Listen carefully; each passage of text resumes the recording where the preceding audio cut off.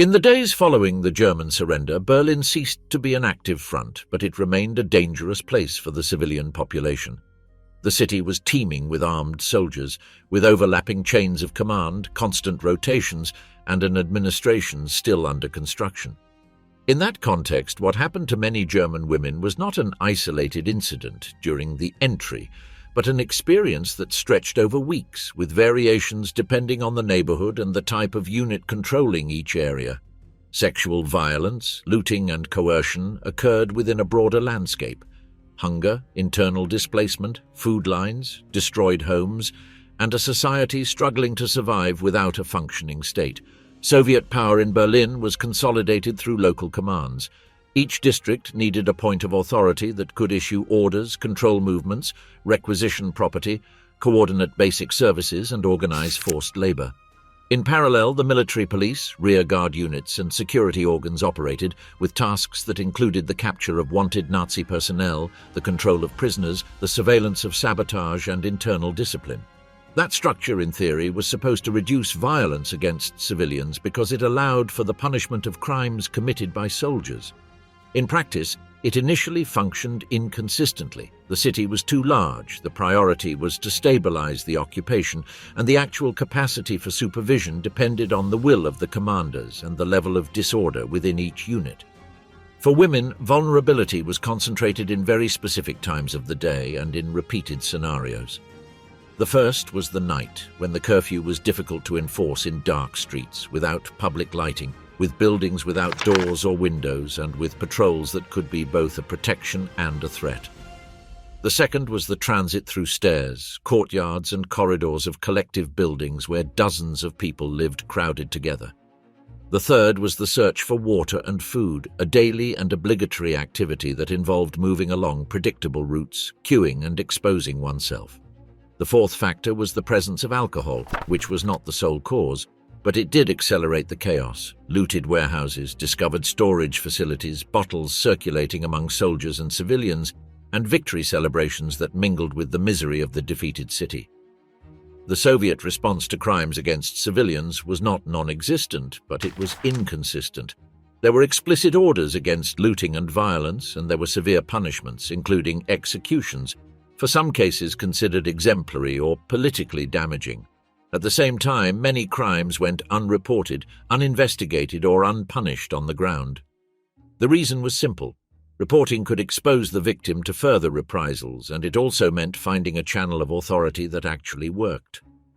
In May 1945, many women did not know where to turn, and when they did, they could not trust that the response would be effective. In areas where a command was quickly established, with strict discipline and patrol control, attacks tended to decrease sooner. In sectors with constant turnover, with no officers present on the street, or with newly arrived combat units still in front mode, the situation was prolonged. Within this context, a social phenomenon emerged that cannot be separated from fear: the search for protection. Some women tried to attach themselves to an authority figure, an officer or a non-commissioned officer, with the logic that a protector could deter others. Sometimes that protection existed and functioned as a real barrier. Other times it became a coercive relationship where the boundary between survival and exploitation was difficult to draw. In a city where food had become currency, power depended not only on weapons but also on access to rations, permits, and housing. The occupation transformed that inequality into an everyday tool. Berlin's hospitals and health centers faced a massive problem in a context of collapse. There was a shortage of doctors, a shortage of supplies, a shortage of beds, and a shortage of basic medicines. Even so, the health system was one of the few structures that was reactivated relatively quickly because the occupation needed to control epidemics and restore a minimum of normality. During this process, signs of a specific crisis for women emerged: increased consultations for injuries, infections, and unintended pregnancies. The medical response was hampered by legal and moral limits. Abortion remained illegal in formal terms, although in practice requests for termination multiplied and dangerous clandestine circuits opened up. The authorities also feared an increase in sexually transmitted diseases, not only for humanitarian reasons, but also because of the risk of affecting occupation troops and the forced or paid labor that was beginning to be organized.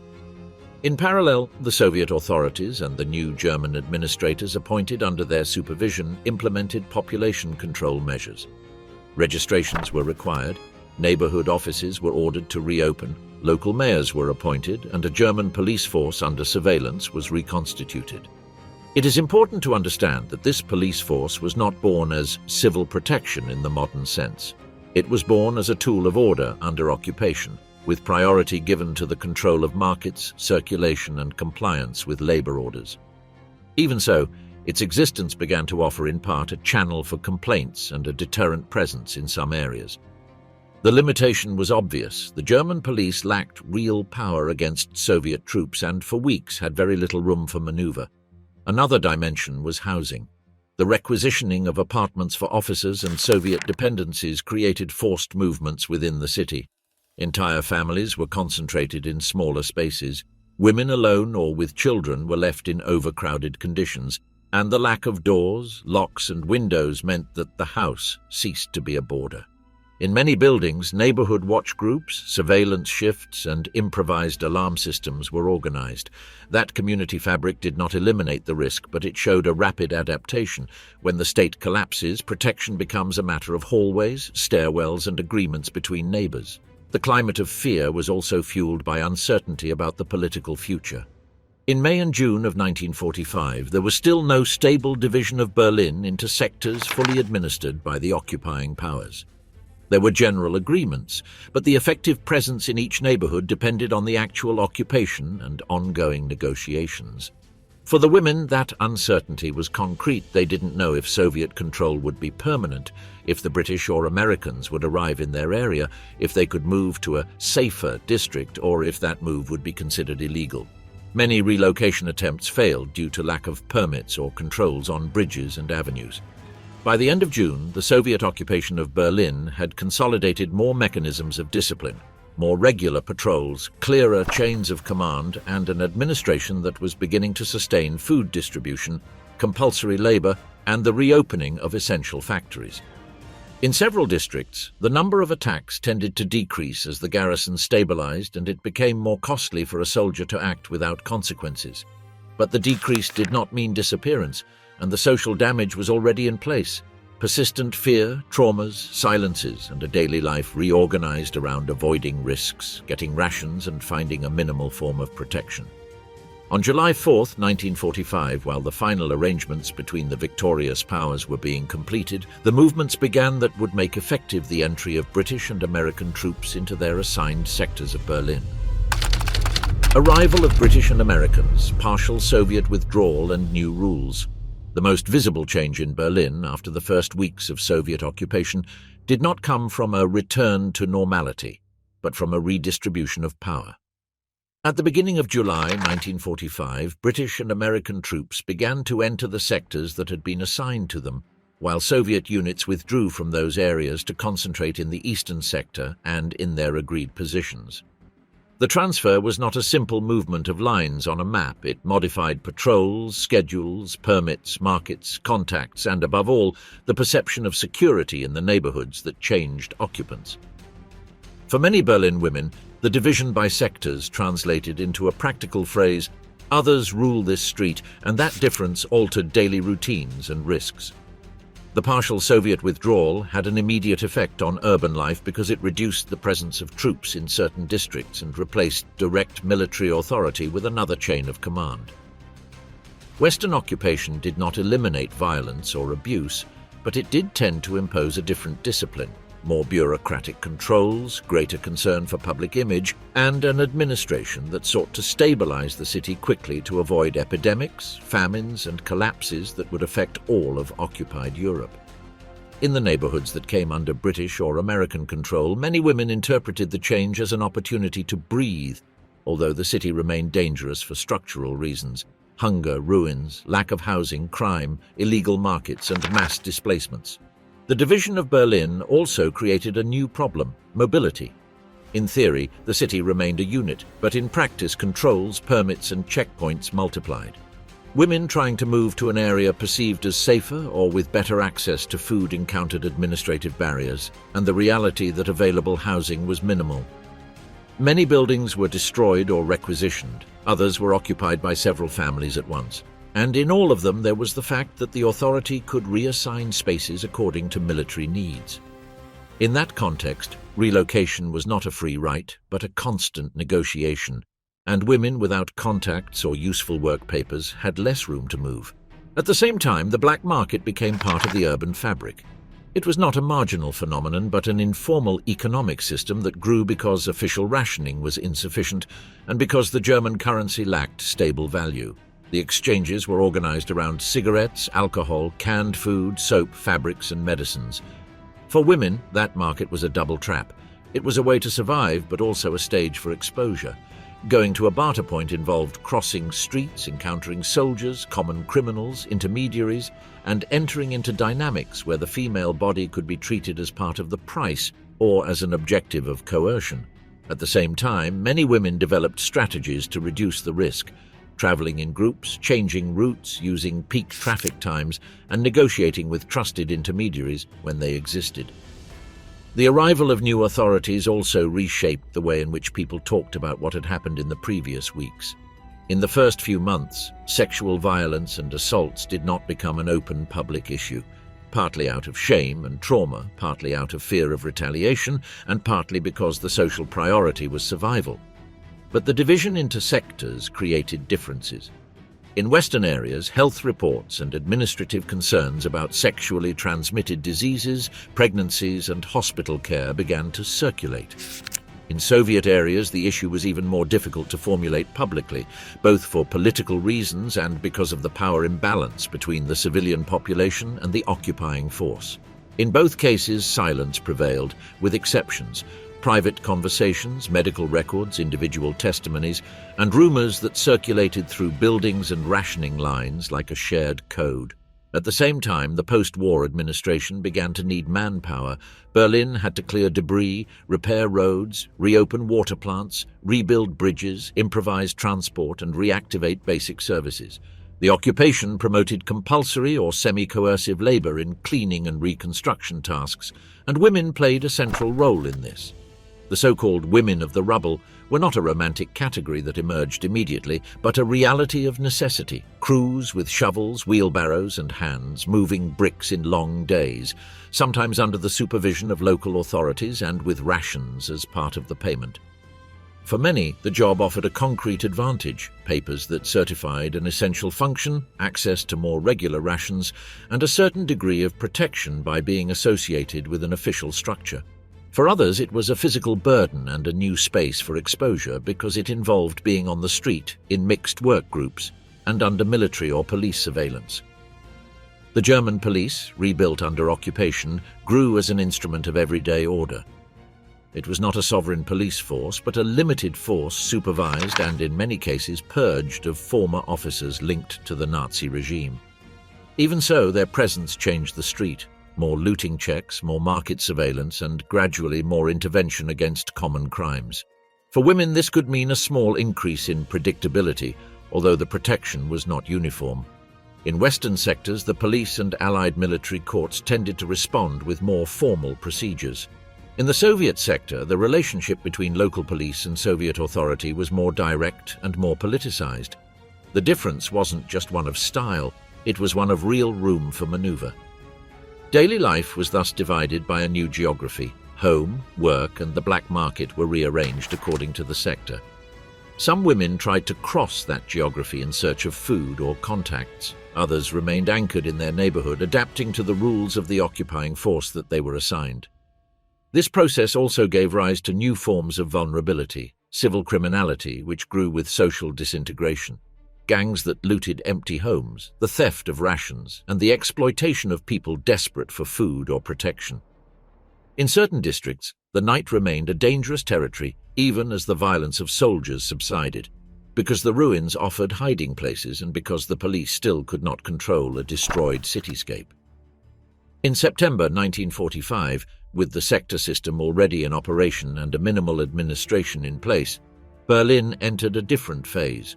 Power ceased to be expressed primarily as the violent incursion of troops into a building and began to be expressed as permits, rations, work, controls, and surveillance.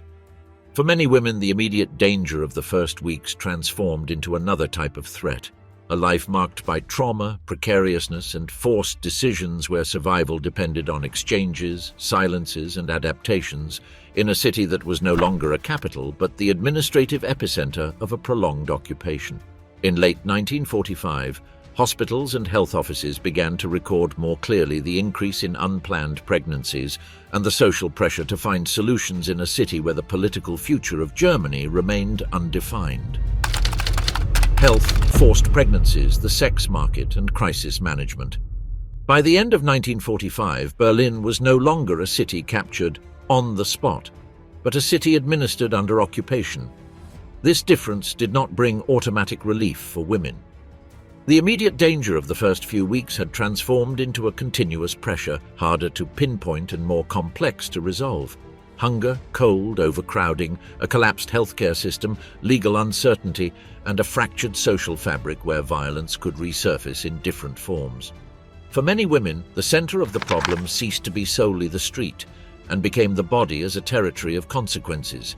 Infections, unplanned pregnancies, poorly treated injuries, persistent fear, and a shame that, in practice, prevented them from clearly asking for help. The winter of 1945 to 1946 was decisive because it combined material hardship with the need for the occupying authorities to consolidate order. Heating was scarce, coal was lacking, as were windows and doors, and the electricity supply remained unreliable. Damaged housing forced people to live alongside neighbors, distant relatives, or strangers. In many buildings, the distinction between private and communal space became minimal. This context aggravated everything related to women's privacy and safety, not only because of the risk of aggression but also because of the impossibility of having a safe environment to recover, talk, or make medical decisions without witnesses. The hospitals, which had sustained the emergency response in May and June, entered a more silent phase of saturation. In addition to war wounds and malnutrition, problems arose that particularly affected young women and adults. Gynecological infections, advanced pregnancies without prenatal care, childbirth in precarious conditions, and complications from unsafe abortion attempts. Berlin lacked a system prepared to handle that demand, and medical staff were working with minimal resources.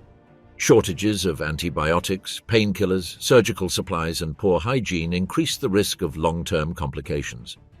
At that stage, medicine also became administration, recording, classifying, preventing outbreaks, and responding to social pressure without causing a political scandal in an occupied city. The issue of unplanned pregnancies became a public concern through accumulation, even though it remained taboo in open conversations. It wasn't just about the sexual violence that occurred during the occupation, but also about subsequent relationships marked by coercion, survival, or dependency. In a city where food served as currency, access to rations, coal, or a permit could mean the difference between surviving the winter or not. This created an environment in which some women formed relationships with Soviet soldiers or intermediaries associated with the occupation to secure protection or resources. Strictly speaking, these relationships were not always equivalent to free consent. The power structure was unequal and necessity dictated the decisions. The consequences were visible months later. Pregnancies in a city where raising a child was nearly impossible, and where social stigma could destroy a woman's reputation even among neighbors who shared the same poverty. The available responses were limited and often clandestine. On a formal level, German institutions continued to operate under inherited legal frameworks, and abortion was not presented as a simple option, even less so with occupying authorities maintaining order. In practice, the pressure led to ambiguous solutions: abortions performed in secret, medical certificates used to justify procedures due to health risk, and a circulation of informal advice that multiplied the danger. The result was that the cost of the decision fell almost entirely on the woman: physical, legal, and social risk. Another front was the control of sexually transmitted diseases. This issue, unlike pregnancy, was of direct interest to the occupying authorities because it affected public health and the performance of troops and workers. In everyday life, prevention campaigns, medical checkups, and warnings appeared, all attempting to curb the spread. For many women, this approach was doubly problematic. It could offer access to health care, but at the same time it could stigmatize them.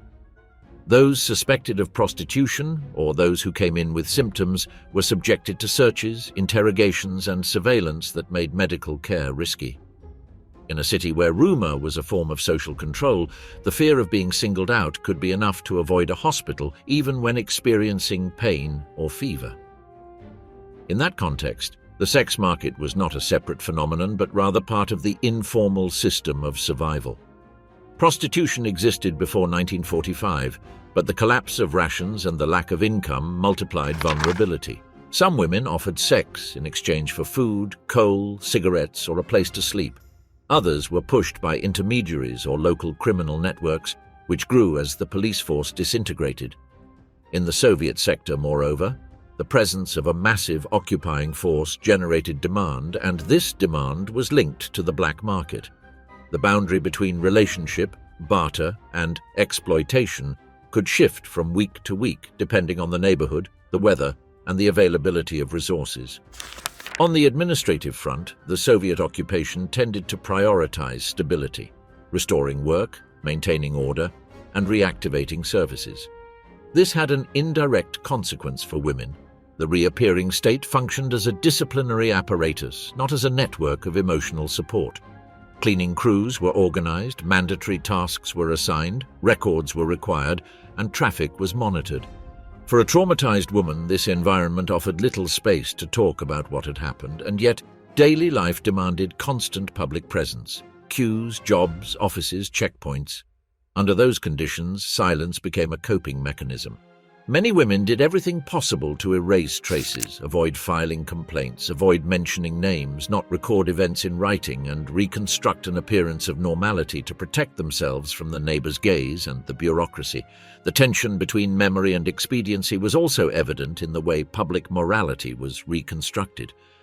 In the anti-fascist discourse that began to solidify in the Soviet zone, the emphasis was on identifying political culprits within the defeated regime and on reorganizing society under new structures. Civilian suffering existed as a general argument, taking into account hunger, ruins, and war damage, but sexual violence and its consequences appeared with difficulty because they involved pointing the finger at members of the occupying force. In the Western sectors, the administration tended to frame the problem in terms of health and public order without making it a matter of international political responsibility. In both cases, the victim was caught between two needs of the powers that be, preserving the legitimacy of the occupation and avoiding conflicts between allies. As winter progressed, hunger once again defined human behavior. Official rations were insufficient, the black market became entrenched as a supplement, and common crime increased. Many women reinforced self-protection strategies, not going out alone at nightfall, moving through streets with more traffic, sleeping with neighbors, improvising locks on doors, hiding valuables, and maintaining exchange networks with other women to share risks. The collective experience was that safety depended less on the law and more on social density, being surrounded by people you know, being seen, having witnesses, belonging to a group. During this same period, the Soviet occupation began to intensify the use of labor as an instrument of reconstruction and control. Debris removal, repair, and service restoration tasks were expanded and became more systematic. As the administrative apparatus became more established, the pressure on the civilian population to contribute increased, and women, due to both demographics and necessity, continued to occupy a central place in these mobilizations. In some cases, work offered rations and a protective role. In others, it meant exposure, exhaustion, and a closer dependence on the authority that granted permits, food, and access to housing. In the early months of 1946, labor offices and command posts in the Soviet sector began issuing lists of broader job openings and assignments, and some women were transferred to jobs outside their neighborhood as part of the city's economic reorganization. From the post-war chaos to the Soviet system of control, work, and reparations.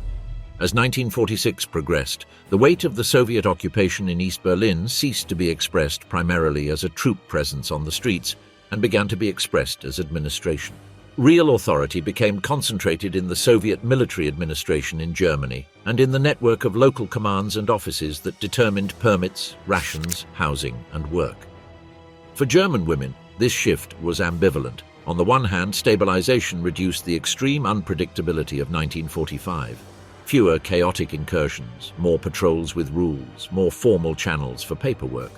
On the other hand, it consolidated a system where survival depended on being registered, assigned, and useful for reconstruction and for the economic objectives of the occupying power. The first tool of control was registration. In East Berlin, access to food and coal was organized through ration cards and categories: essential workers, healthcare personnel, public services, children, the elderly. This defined calorie allowances, distribution schedules, and priority. The practical consequence was that many women sought employment not only to earn a living, but to move into a higher social stratum.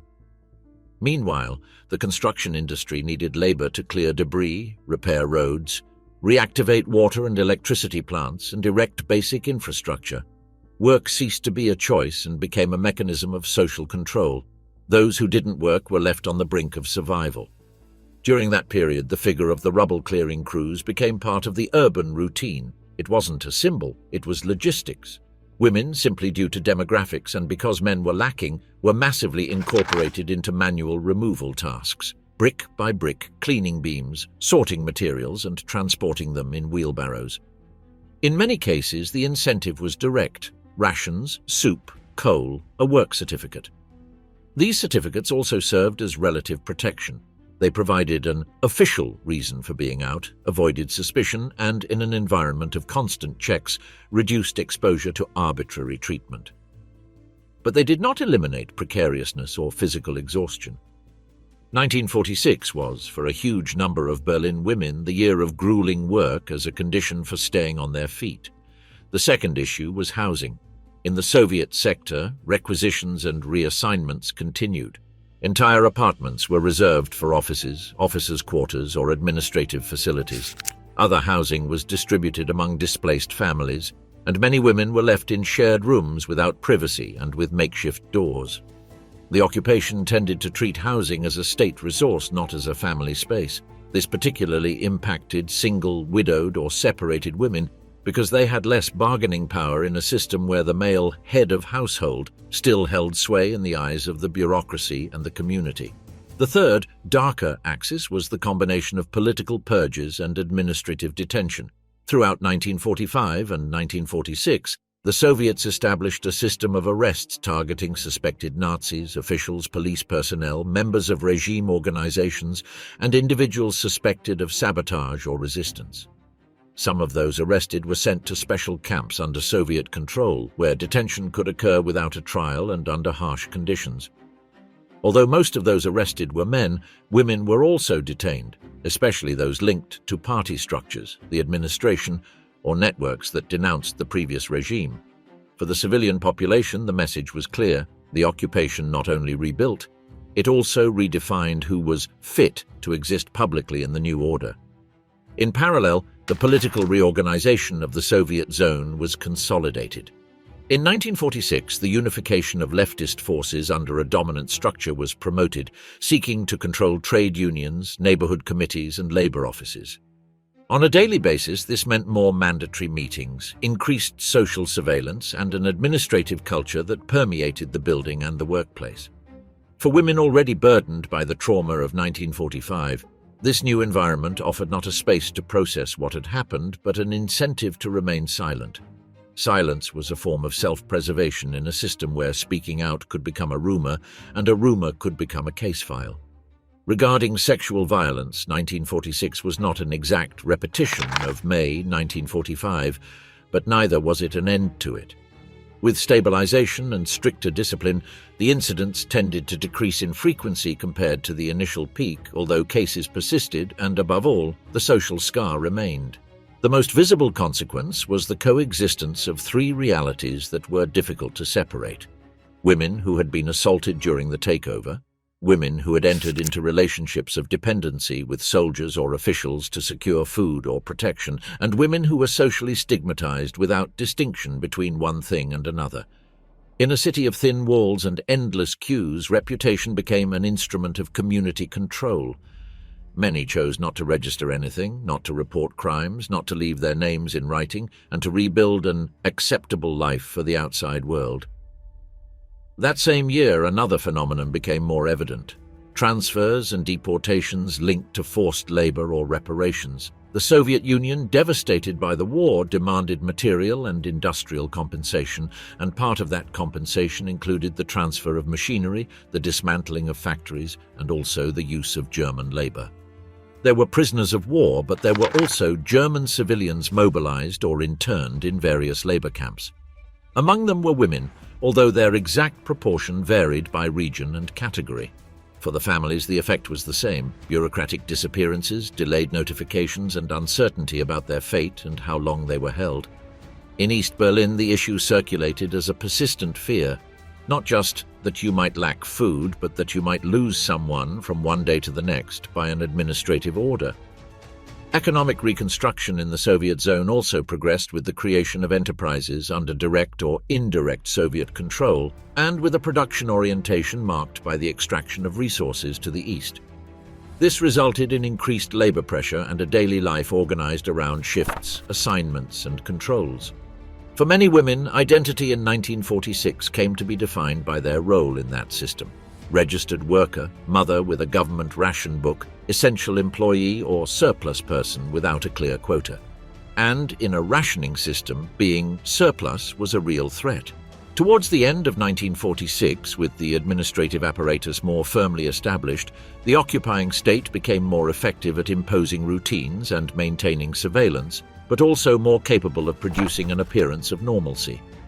The streets remained in ruins, hunger persisted, and trauma lingered in people's bodies, but life was reorganized through forms, stamps, permits, and lists. In that transition, many women understood that the danger no longer came only from a night patrol, but from something more stable: the daily dependence on a system that decided rations, housing, work, and mobility, while the political border of Berlin hardened and the conflict between powers began to be noticeable in every procedure and every sector control. In March 1947, the Soviet administration intensified the economic coordination of its zone and began to integrate East Berlin more closely into the political and productive structure that, in a few years, would lead to a separate state.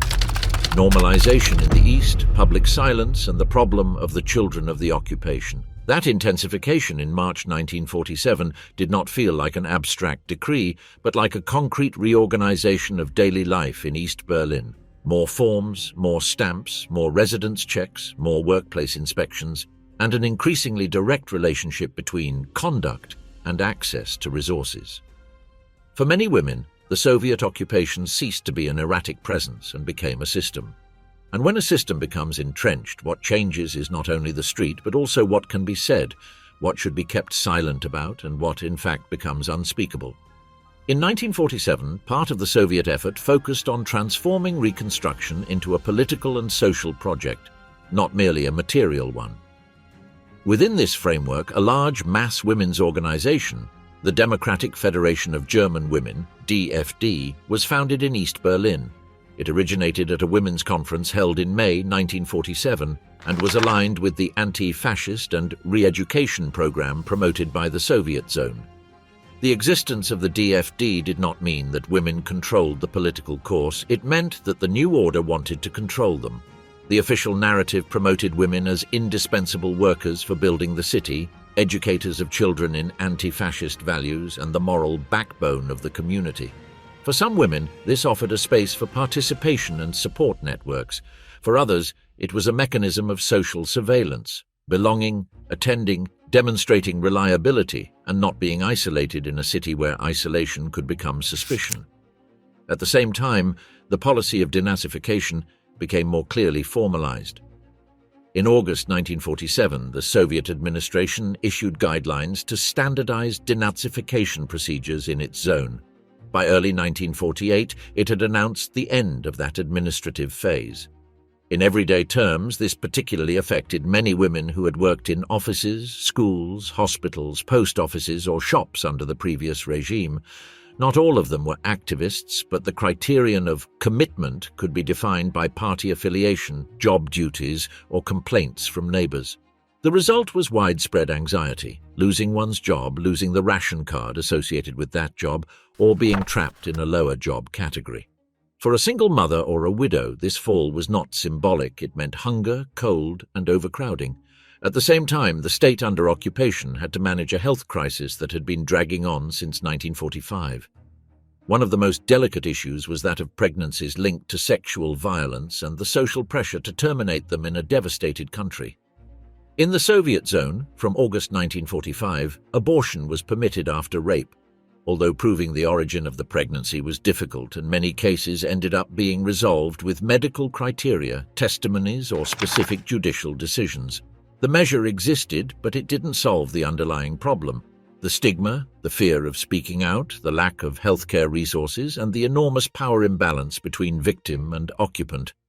Even though 1947 to 1948 brought more administration and less chaos, the bodies of many women continued to bear long-term consequences, and the hospital was both a refuge and a risk of public exposure. The most visible and most quietly conflictive issue was that of children born from relationships with occupation soldiers, including those derived from coercion, barter, or more stable ties.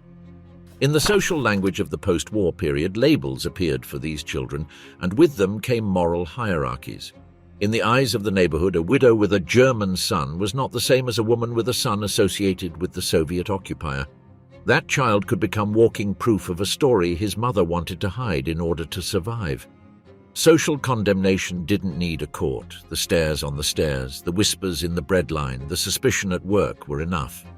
The inequality was also expressed in a crucial legal and administrative aspect: the difficulty of formalizing marriages between Soviet soldiers and German women in the Soviet zone, which left many of these relationships without a stable path to recognition and the children without a clear framework for paternity or support. This does not mean that there were no couples, cohabitations, or promises, but rather that the Soviet military and political apparatus tended to prevent the presence of its troops from resulting in recognized family ties with the German population. For women, this meant vulnerability. They could depend on a man in uniform for protection or rations, but that bond could be severed by transfer to another unit, repatriation, internal sanction, or simple bureaucratic disappearance. In that context, normalization had another face. The occupation began to treat violence and lack of control as a problem of legitimacy. Over time, and especially toward the end of the decade, the objective became not only to punish isolated crimes, but also to physically separate the troops from the civilian population to reduce friction, scandals, and the spread of rumors. The historiography on the Soviet occupation emphasizes that the stricter confinement of troops in posts and camps, with separation from residential areas, was a key measure to reduce persistent aggression. For women in East Berlin, this change felt like a gradual decrease in immediate risk in certain neighborhoods, although it did not erase the fear or repair the damage already done. Meanwhile, daily life continued to be organized around work and survival. Reconstruction progressed with female labor, and social control became more subtle. It wasn't enough to stay out of trouble. One had to be visible as a worker, fulfill obligations, attend meetings, avoid conflicts with neighborhood committees, and not be stigmatized by rumors. The very idea of public morality was rearranged around a political narrative. The new East Germany presented itself as anti-fascist, disciplined, and focused on reconstruction. In that narrative, talking about violence committed by the occupier was an uncomfortable act. It could be interpreted as an attack on the authority that claimed to be liberating and organizing the future. Silence, once again, functioned as an adaptation mechanism. But that silence coexisted with a reality that did not disappear. Women who continued to deal with trauma without a public vocabulary, with pregnancies and motherhood marked by war, with stigmatized children, and with a material dependence that turned every intimate decision into a political decision. In 1947 to 1948, what the Soviets did to German women in East Berlin was not a single action, but a series of effects. First, the lack of control and violence. Then the administration, the organization, and the discipline, and underneath a society that learned to survive without talking about the essential.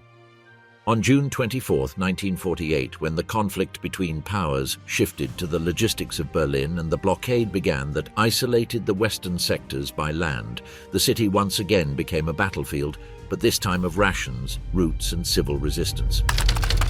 The Berlin blockade, rations, propaganda, and women's life in a divided city.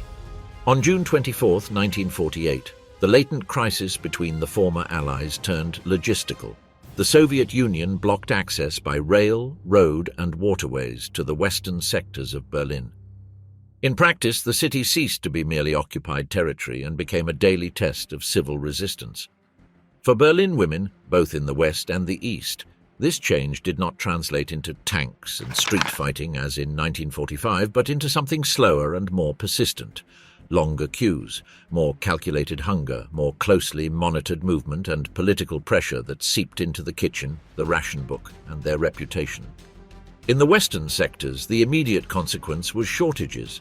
The blockade aimed to make daily life impossible and force a political concession related to the currency and administrative control of the city. The Western response was the airlift, planes transporting coal, flour, milk, medicine, and other supplies to sustain an isolated urban population. Although organized by military forces, the operation became a social phenomenon. Women were at the center of its reception and distribution, not as symbolic protagonists, but as part of the fabric that made it possible for the supply to be transformed into real food. Workers at distribution points, health personnel, teachers and caregivers trying to keep children going, and neighbors who once again became a support network when the state was insufficient. The airlift also altered the nature of risk. In 1945, the fear was concentrated on the night and direct contact with troops. In 1948 to 1949, the fear shifted to what could go wrong. Heating, coal, the arrival of a shipment, winter illness, an air crash. Life became dependent on an industrial routine of flights and a rationing system that could not afford to collapse. At the same time, the blockade did not completely cut off human movement within Berlin. The city remained permeable at certain points, and circulation between zones persisted unevenly, fueling a cross-border economy to obtain food or goods that were scarce on one side or the other. This transit had a high social cost for women. Crossing meant being seen, being registered, being singled out for opportunism or for disloyalty, depending on the sector in which each one lived. In East Berlin and the Soviet zone, the crisis served to reinforce a key idea: discipline and loyalty as a condition for survival. Soviet authorities and the political bodies that were gaining influence presented the blockade and the airlift as part of a larger confrontation, where daily life was also a propaganda battle. Soviet propaganda did not limit itself to attacking Western currency or administration. It sought to construct a moral narrative: the West as a space of corruption, black market and external dependence, the East as a space of order, work and directed reconstruction. In this context, the female experience was used with a double movement. On the one hand, woman as a symbol of anti-fascist reconstruction. On the other, woman as a terrain of symbolic dispute to talk about the enemy. Here, a phenomenon characteristic of the German Cold War was consolidated: the political use of sexual violence in 1945. In Western political culture, the figure of the German woman victimized by the East became a tool to associate communism with threat, lack of control, and barbarism, a resource that circulated in speeches and campaigns with sexual and racial content.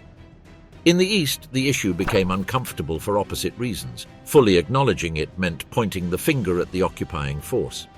The result was an asymmetry. In the West, the memory of 1945 could be instrumentalized against the rival. In the East, it tended to be contained, displaced, or reformulated within a broader narrative of liberation and anti-fascism. For the women who had experienced the violence, this dispute offered no reparation. Rather, it offered a new form of silencing. Their experience was too useful to be treated as a human experience and not as an argument. In material terms, the blockade revived the black market intensely, especially around goods from the air bridge and what could be crossed from the east. For many women, the boundary between exchange and risk narrowed once again. If in 1945, bartering had been a response to collapse, in 1948 to 1949, bartering also became a response to the political strategy of strangulation. What changed was the surveillance. Police and administrative control tightened, and with it grew the possibility of punishment for illegal activity, trafficking, or anti-social behavior. In the East, that label could take on a political meaning. In the West, it was linked to public order and economic survival. In both cases, poor women and single mothers were the most exposed, not because they committed more crimes, but because they had less room to avoid it. The airlift, sustained for months, also had a peculiar psychological effect. It turned dependency into routine. Every day, the Western city heard and saw planes arriving with the regularity of a public service. The image functioned as Western propaganda, just as Soviet discourse functioned on the other side. The West could present itself as capable of supporting its population against pressure from the East. For a woman in the West, that ability didn't mean abundance. It meant that hunger wouldn't cross a fatal threshold. For a woman in the East, the same phenomenon could be interpreted as provocation or a threat, depending on the dominant framework of her neighborhood, her workplace, and her exposure to official messages. During this period, moreover, stricter control of the Soviet military presence over residential life was consolidated. Historiography has noted that, as the post-war period progressed, the Soviet command increasingly separated troops from the civilian population in their area, confining them to posts and camps to reduce friction and crime, especially after the worst outbreaks of 1945. This evolution did not erase what had happened, but it did affect the type of fear. The threat was no longer so frequent in immediate contact with soldiers in buildings and shifted towards a more institutional control, permits, neighborhood surveillance, and an atmosphere where privacy could become a matter of record. In the same movement, the forming state sought to incorporate women through mass organizations and feminine structures aligned with the new order, such as the DFD. The blockade ended on May 12, 1949, when the Soviet Union lifted the main restrictions. But for German women, the end did not mean a return to 1947. It meant that the city had been re-educated by scarcity and propaganda, and that the division was no longer temporary, it was a way of life. In the following months, that way of life would harden into separate state structures, and the memory of what had happened since 1945, including violence against female bodies, would begin to be managed differently on each side of the political border that was becoming definitive. The two Germanys, increasing surveillance and the administration of what women experienced. The lifting of the blockade on May 12, 1949, relieved some of the logistical suffocation, but did not undo the political fracture that had already taken hold in Berlin. The city was more than divided, it became a permanent showcase of the conflict between powers. And in this new scenario, what had happened to many German women since 1945 began to be treated differently than in the initial chaos. It ceased to be a problem without an owner and became an uncomfortable problem for states in formation, each with its own narrative and needs. In the West, the formation of the Federal Republic followed a precise political timetable. On May 23, 1949, the Basic Law was promulgated in Bonn, thus establishing the new federal state in the Western occupation zones. West Berlin was not incorporated as a normal territory because its legal status remained tied to the occupation regime of four powers. But for everyday life, the effect was clear. The West was beginning to organize itself as a state, while Berlin remained an exceptional city within an exception. In practice, that exceptionality meant two things. The first, although the blockade was lifted in May, the airlift continued for months to build up reserves and avoid a new crisis, and was terminated on September 30, 1949. Secondly, the city's internal border became more heavily guarded and more symbolic. Crossing from one sector to another was no longer just an act of survival to obtain food, it was beginning to be an act laden with political implications. In the East, the sequence was equally abrupt. The German Democratic Republic was proclaimed on October 7, 1949. Within a few days, the Soviet military administration that had governed the area since 1945 was formally dismantled. On November 5, 1949, the SMAD was abolished and replaced by a Soviet Control Commission, which would oversee the new state. That change was crucial for the women of East Berlin because it marked the transition from direct command to command by supervision. Less visible presence of a military administration in every procedure, but finer surveillance over German institutions that were already operating as arms of the new order. At that point, the female experience was caught between two simultaneous processes. On one hand, the Eastern state needed women as a workforce and as demographic support in a devastated society. On the other hand, it needed to stabilize the prestige of the occupying power, and reinforce the anti-fascist liberation narrative. This led to a two-pronged policy: integration and discipline. Integration was seen in the massive incorporation of women into the workforce and in the expansion of childcare services linked to the idea of female full employment, with mass organizations that framed social and political participation. Discipline was seen in the control of public space, neighborhood surveillance, and the construction of an official language where certain topics could only exist in the correct form. The clearest example of this moral administration appeared in the health and reproductive spheres. In 1945 to 1946, the crisis of unplanned pregnancies and clandestine abortions had been a matter of survival. In 1949 to 1950, the East German state attempted to absorb this chaos within a population and labor policy framework. The Protection of Mothers and Children and Women's Rights Act, which came into effect on September 27, 1950, sought to promote births and regulate abortion through a system of medical authorizations and indications that was more restrictive than the emergency practices of the early years. The detail is revealing. The authorization had to go through committees where doctors, health representatives, and official women's organizations appeared, which turned an intimate decision into a file and at the same time fit the issue into a politically controllable framework. For a woman who had been assaulted in 1945 or who had been trapped in dependent relationships during the occupation, this institutionalization did not mean justice. It meant that the state offered managed solutions but also demanded useful silence. The problem was not only what was done or not done with a pregnancy. It was what was written down, who knew about it, and what could circulate as a rumor in a society where employment, housing, and rations depended on political reliability and social standing. In parallel, another crucial dimension was consolidated: state security. On February 8, 1950, the GDR Parliament approved the creation of the Ministry for State Security, the future Stasi. That fact did not fall from the sky. It was the culmination of a logic that already existed since 1945, but now with its own institutions, with German personnel and with Soviet supervision.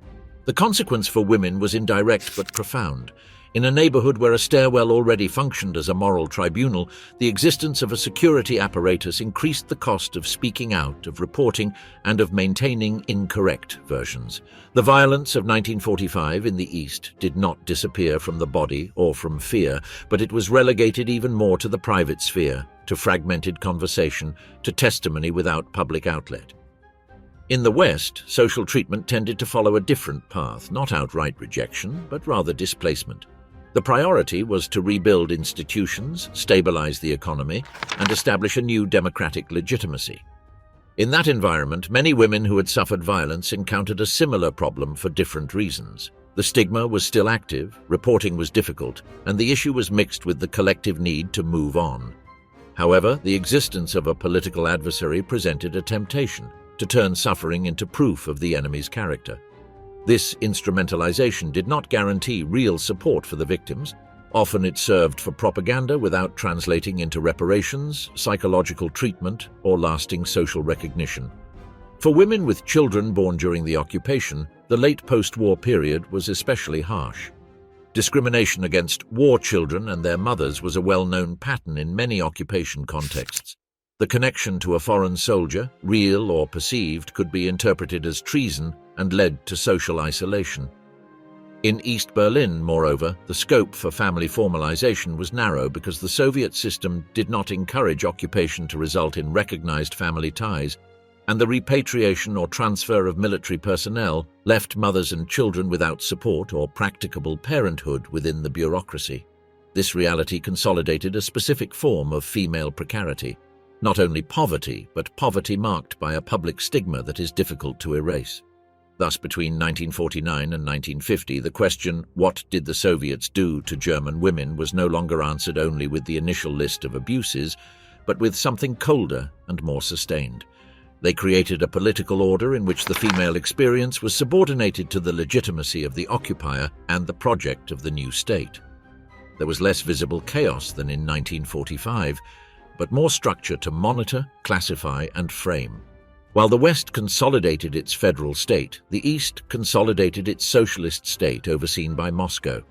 And for many women, This consolidation meant that the trauma remained unresolved. It was silently filed away in medical records, controlled reproductive decisions, and an increasingly monitored daily life. On February 8, 1950, with the formal creation of the Ministry for State Security, surveillance ceased to be solely neighborhood or military and became institutional, with the capacity to penetrate factories, neighborhood committees, and homes. Official silence, lack of reparation, and the memory that was left outside of both states. On February 8, 1950, the Parliament of the German Democratic Republic passed the law to create the Ministry for State Security, and from that moment surveillance ceased to be a sum of neighborhood and police controls to become an institutional architecture designed to penetrate factories, neighborhood committees, and private life. In East Berlin and in general, in the Soviet zone transformed into a state, that foundation marked a threshold. Talking about what happened in 1945 was no longer just uncomfortable, it could become risky if it clashed with the narrative of legitimacy of the occupying power and the new anti-fascist order. During those same months, the Eastern State began to consolidate its social and family policy with a key law, the law for the protection of the mother and child and the rights of women, associated with the date of September 27, 1950 in its public presentation, and the institutionalization of pro-natalist benefits and measures. For many women, this meant an expansion of aid, but also a specific form of framing. The state promised protection and assistance in exchange for integration into its labor and organizational structures, while the trauma of 1945 remained outside of acceptable public discourse. The practical message was that women were central to rebuilding and sustaining the demographics, but their experience as victims of violence during the occupation should not become an autonomous political issue. The separation between family policy and memory of the occupation was not accidental. The Soviet power and the GDR apparatus had a strong incentive to limit any narrative that presented Soviet troops as the source of mass criminality. In everyday life, this limit was not always expressed as explicit censorship. Sometimes it operated as learned self-censorship, not leaving written traces, not repeating names, not speaking in workspaces, not exposing children. As institutional surveillance grew, many women's experiences retreated into the private sphere to fragmented confessions and, above all, to a strategy of social survival, rebuilding respectability to preserve housing, work, and stability. In the West, the process was different, but the outcome for many victims was similar. There was no clear path to redress. From 1949 onward, the new federal state oriented its legitimacy toward institutional reconstruction, economic stabilization, and framing the recent experience within manageable political categories: Nazism, war, expulsions, prisoners, reconstruction. Sexual violence committed by occupying forces did not easily fit into assistance programs because it was not persecution by the Nazi regime and did not correspond to the legal logic that structured the main compensation systems of the Western post-war period. This is clearly seen in the architecture of compensation in the West. The Bundesentschädigungsgesetz, or federal compensation law, became the central instrument for compensating victims of Nazi persecution, and was consolidated in the 1950s with the Great Federal Law of 1956 and retroactive effects, within a system that defined specific criteria for persecution. Following that logic, the Western state prioritized those who had been persecuted by the National Socialist regime for political, racial, religious, or national reasons, and the legal framework itself left out numerous war sufferings that did not fall under that definition. For a German woman raped in 1945 by Soviet troops, the problem was obvious. Her case could not be explained as Nazi persecution, and therefore fell outside the main category of reparations that the federal state had built. The social consequences were severe because it wasn't just about money. Without legal recognition, the harm remained private by default, and what was private in a conservative society undergoing reconstruction became a stigma. Many victims did not report the abuse, others were unable to sustain their complaint, and still others chose silence to avoid the stigma that, in certain environments, fell more on the woman than on the aggressor. The Western post-war period offered more stable institutions, but it did not guarantee a social listening system prepared to treat sexual violence as a war crime with long-term consequences. At the same time, the Cold War brought a political temptation in the West to use what happened in 1945 as a moral argument against the rival. This instrumentalization was not reparation. It could turn suffering into a symbol, but leave concrete needs untouched: medical care, psychological support, social protection, and recognition without public shame. In the East, the temptation was the opposite, not to instrumentalize but to neutralize. On both sides, many women were caught between state narratives where their experience was, depending on the case, either too useful or too dangerous. Within that context, a testimony emerged that would be key to later memory, although at the time it provoked rejection. In 1954, a woman in Berlin, a diary account covering the period between April and June 1945, was published anonymously in English, describing, among other things, the widespread sexual violence during the Soviet occupation of the city. The text circulated outside of Germany before settling in German. When it was finally published in German in 1959, it was largely ignored or repudiated in public debate, precisely because it broke a post-war social rule, the rule of not speaking out loud, which made the woman an uncomfortable witness and the community a silent accomplice. Decades later, the book would be reissued, and the identity of the author, Marta Hillers, would be made public in 2003, showing the extent to which the original reception had been a symptom of the times, not a neutral assessment of the content. This reception pattern reveals a structural point. Between 1950 and the mid-50s, both the GDR and the Federal Republic built political futures that needed to order the past. In the East, order demanded a coherent anti-fascist memory, with the Soviet occupier as the legitimate liberator and with the new state as the moral heir of that liberation. In the West, order demanded social and economic stability, and a reparations policy focused primarily on victims of Nazi persecution, with closed legal categories that did not absorb all the damages of the war. For German women who lived through the Soviet occupation of Berlin, the transition to normal life was marked by a paradox. The immediate danger lessened over time, the city was rebuilt, and the administration became more predictable, but the most intimate and violent experience of 1945 was left without a clear place to be acknowledged. In many cases, the way out was a combination of silence, work, and domestic reconstruction. For others, the solution was displacement, moving, changing neighborhoods, crossing to the West when possible, or cutting ties with neighbors who knew too much. For others, the solution was to raise a child under constant suspicion in an environment where fatherhood was irrelevant to the state or impractical due to the absence of the soldier, and where the mother bore the full cost of the social narrative. In 1956, the West German Federal Parliament adopted the consolidated version of the Federal Compensation Act with retroactive effect, cementing a compensation system focused on victims of National Socialist persecution, while sexual violence from 1945 remained outside its main legal framework.